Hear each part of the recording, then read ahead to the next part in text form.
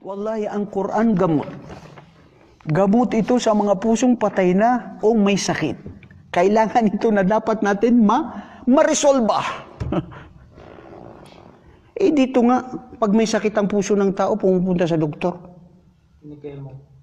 Mayroon pang binibigay ng mga gamot. Di ba? Cardiac arrest, o liaudubillah. Biglaan na namatay.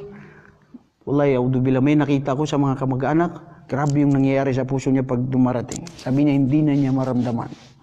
Allahu Akbar. Patawarin ng Allah siya.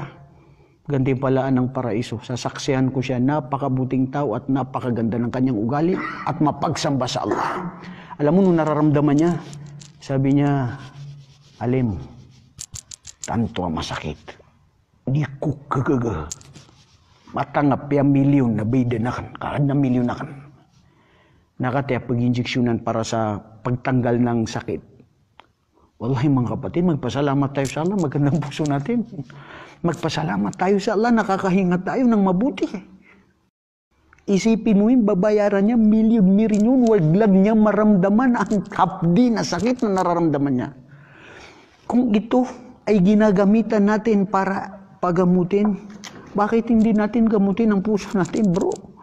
Ang gamot sa puso, ang Quran, ang pag-aaral, ang pagpapatirapa, ang pag-aayuno, ang paggawa ng kabutihan, ang pagmamahal para sa Allah, ang paggawa para sa Allah lahat. Wallahi, ito ang importante. Afala yatadabbaruna al-Quran, ya Allah, hindi ba nila pag-iisipan ng buong puso ang Quran? Ibig sabihin, mga kapatid, anong sinabi natin doon? Sarado, nakakandado na. Mughlaq. Pang-apat, as-sifatu rabia, makhtum.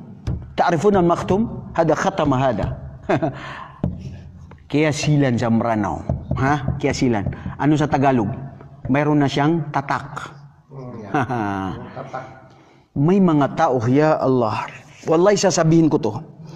Sasabihin ko to sa mga dumaan sa buhay ko na naranasan ko. Ang sinasabi ko yung naranasan ko na personal.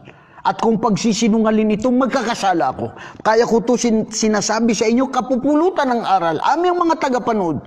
May mga tao na kakilala tayo, kaibigan, mga Kristiyano, kahit sino, maski Muslim din na matigas ang puso. Palalahanin mo ng Allah. Palalahanin mo ng paggawa ng kabutihan. Tigas pa rin ang puso niya. May tao na bro, nakilala mo na ang Allah na siya ang Diyos. Si Jesucristo ay hindi Diyos. Sabi niya, oo. Ang ganda ng Islam. Ang ganda lahat ng turo. Ito yung totoong religion. Sige, magsaksi ka ng walang Diyos maliban sa Allah. Si Muhammad, sugo ng Allah. Sabi niya, hindi pa muna ako handa. Hindi pa handa. Sabi ko, kailan kang magiging handa?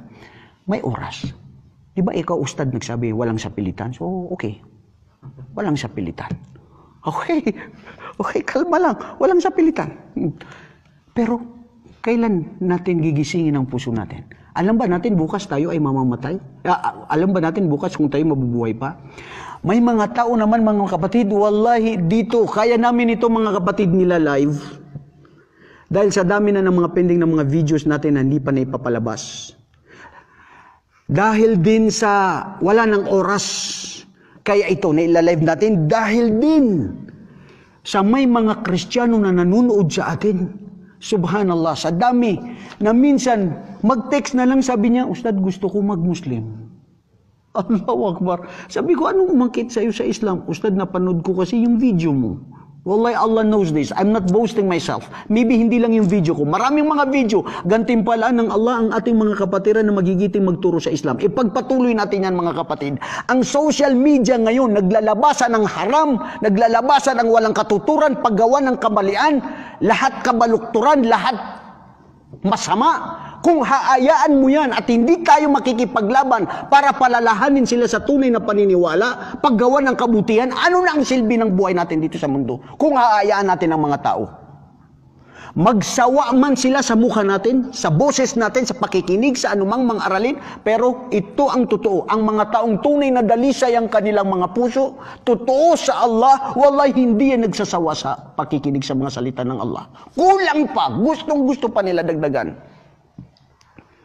Sabi ni Uthman ibn Affan radhiyallahu anhu, "Law tahurat qulubukum ma syami'at min kalami rabbikum. Kung ang inyong mga puso, sabi ni Uthman, ay tunay na magiging dalisay, limpyo, clear, walang bayad, hindi kailanman ito magsasawa ng mga salita ng Allah, ng inyong tagapaglikha.